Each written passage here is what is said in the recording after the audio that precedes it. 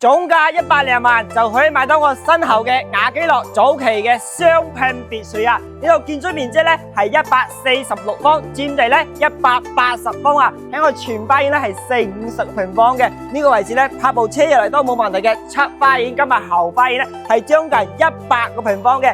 現時嘅業主裝修保養咧都係特別舒服嘅。睇下呢個大廳嘅開間啊，係將近5米嘅，係非常之寬敞嘅。到時候咧擺放個80寸嘅大電視都係完全冇問題嘅。餐下廳一體嘅呢個位置咧，8人位嘅大餐台，打開窗採光通風咧都係特別舒服嘅。入去嗰邊咧就係1樓嘅洗手間空間，同埋我哋嘅L型嘅大廚房，每個空間嘅採光通風咧都係特別舒服嘅。跟住視頻上2樓睇睇。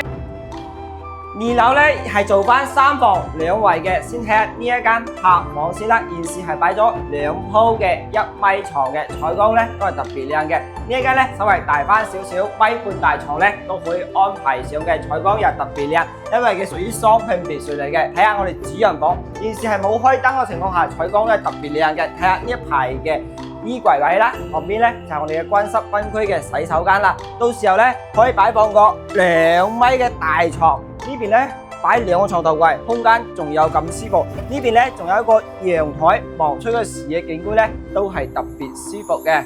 總價100萬就可以買到雅基樂早期嘅雙拼別墅啦。單個花園咧100幾方啊，停車又方便噃，配套又成熟。如果想睇呢層單位，記得搵小拇指。